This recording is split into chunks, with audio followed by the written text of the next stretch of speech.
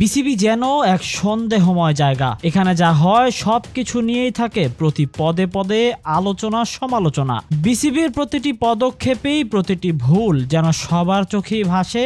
দেখেন না শুধু বোর্ড কর্তারা, এই যে যেমন ধরুন না, বাংলাদেশের কোচিং প্যানেলে সবসময় একজন বাংলাদেশি কোচের চাহিদা ছিল বাংলার ভক্তদের।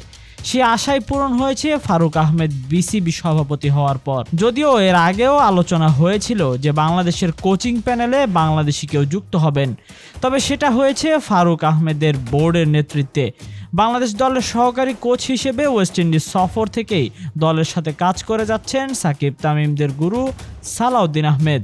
তবে জানলে অবাক হবেন যে বাংলাদেশের এই কোচের সাথে বিসিবি এখন পর্যন্ত কোনো চুক্তি করেননি।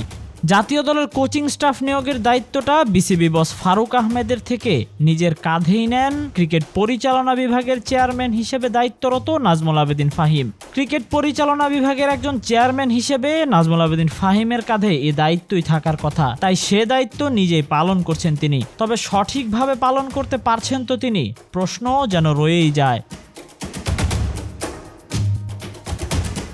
দায়িত্বরত অবস্থায় হেড কোচ ফিল সিমন্সের সাথে দীর্ঘমেয়াদী চুক্তিতেও মত ছিল নাজমুল আবেদিন ফাহিমেরই।